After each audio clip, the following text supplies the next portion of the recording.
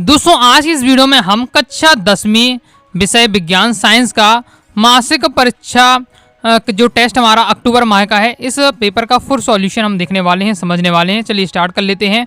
अक्टूबर माह का आपका ये क्या है, मासिक टेस्ट पेपर है। चलिए स्टार्ट कर लेते हैं। सबसे पहले आ जाते हैं सही विकल्प चुनकर लिखना। पहला है निम्नलिखित में से कौन सा गुण प्राय धातुओं द्वारा प्रदर्शित नहीं किया जाता। मतलब धातुओं का कौन सा गुण नहीं है इनमें से। ओके, तो विद्युत का संचालन, मतलब विद्युत का संचालन भी होता है। ध्वनि प्रकृति, मतलब अगर इन्हें हम क्या है बजाते हैं तो ध्वनि निकलती है, तो यानी ध्वनि की प्रकृति भी होती है।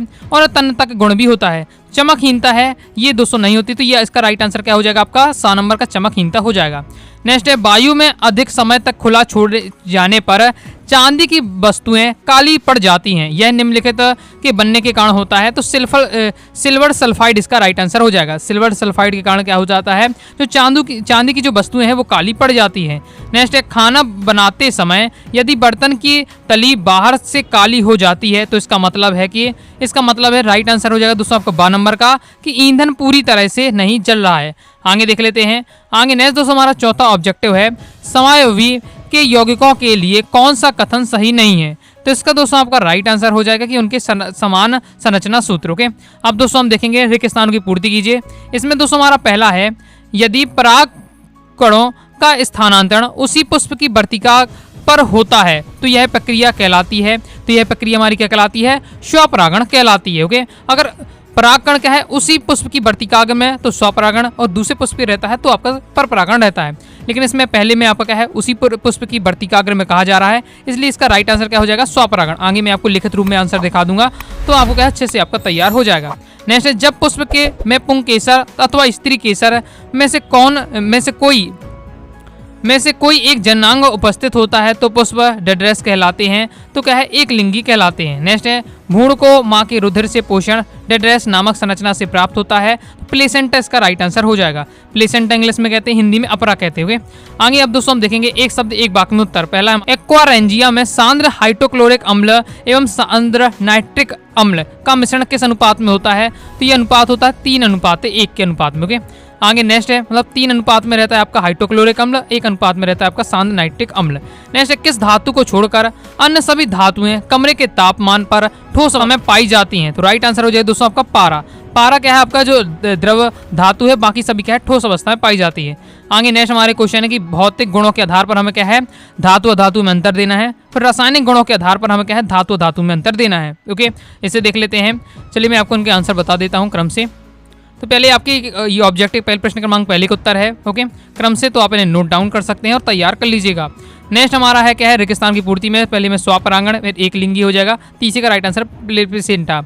नेक्स्ट आपके दिए हुए एक शब्द एक वाक्य में उत्तर। ओके, इसके बाद नेक्स्ट हमें पूछे जा रहा है धातु और धातु में अंतर। लेकिन धातु और धातु में अंतर तो बताना है, लेकिन भौतिक गुणों के आधार पर। तो ये आपका दिया है धातु और धातु में अंतर भौतिक गुणों के आधार पर। अच्छे से तैयार कर लीजिए कि जो धातुएं होती हैं उसमें तन्यता का गुण पाया जाता है, अधातु में तन्यता का गुण नहीं पाया जाता है। धातुएं क्या है चमकदार होती हैं, अधातुएं क्या है हमारी चमकदार नहीं होती हैं। धातुओं के गलनांक और क्वथनांक उच्च होते हैं, अधातु के गलनांक और क्वथनांक निम्न होते हैं। धातुएं ऊष्मा एवं विद्युत की सुचालक होती हैं, अधातु क्या है ऊष्मा और विद्युत की कुचालक होती हैं। और लेकिन इसमें एक बात क्या है ग्रेफाइट रहता है। ओके, तो ये हो जाता है अपना धातु और धातु में अंतर किसके आधार पर, भौतिक गुणों के आधार पर। अब दोस्तों हम देख लेते हैं रासायनिक गुणों के आधार पर। प्रश्न क्रमांक 4 के अथवा में हमसे पूछा जा रहा है रासायनिक गुणों के आधार पर धातु और धातु में अंतर बताइए। चलिए इसे देख लेते हैं। अथवा के साथ मैं आपको क्वेश्चन बताने वाला हूं, क्योंकि जितने क्वेश्चन है बहुत ज्यादा महत्वपूर्ण है आपके आगे अर्धवार्षिक बोर्ड एग्जाम के लिए भी बहुत ज्यादा महत्वपूर्ण है, तैयार कर लीजिएगा। तो ये धातु और धातु में अंतर, लेकिन अब जो आपके रासायनिक गुणों के आधार पर दिए गए हैं, अच्छे से आपको तैयार कर लेना है। आगे नेक्स्ट दोस्तों हमारा क्वेश्चन है प्रश्न क्रमांक 5वां कि साबुन और अपमार्जक में हमें अंतर बताना है। तो ये आपका दिया है, वैसे 2 नंबर के क्वेश्चन है आपके, तो 2-2 पॉइंट आपसे पूछे जा रहे हैं। बाकी आपको क्या है 4 तैयार कर लीजिएगा, बोर्ड एग्जाम की दृष्टि से ही बहुत ज्यादा महत्वपूर्ण क्वेश्चन है, अर्धवार्षिक एग्जाम के लिए भी बहुत ज्यादा महत्वपूर्ण है। तो ये आपका दिया है साबुन और अपमार्जक में अंतर। नेक्स्ट हमारे प्रश्न क्रमांक जो 5वां इसी अथवा में हमसे पूछे जा रहा है कि समायोता क्या है, समायोता के बारे में पूछे जा रहा है। तो समायोगी पूछे समायोता पूछे, यही आपकी परिभाषा रहने वाली है।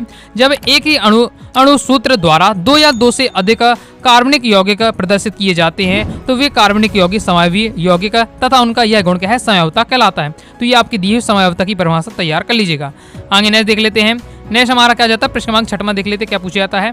प्रश्न क्रमांक 6 में हमसे पूछा जाता है प्लेनिडिया पुनर्भवन की प्रक्रिया का चित्र सहित व्याख्या कीजिए। फिर नेक्स्ट हमसे अथवा पूछा जा रहा है वायोफिल्म की पत्तियों द्वारा प्रजनन किस प्रकार से होता है, स्पष्ट कीजिए। इसे भी देख लेते हैं।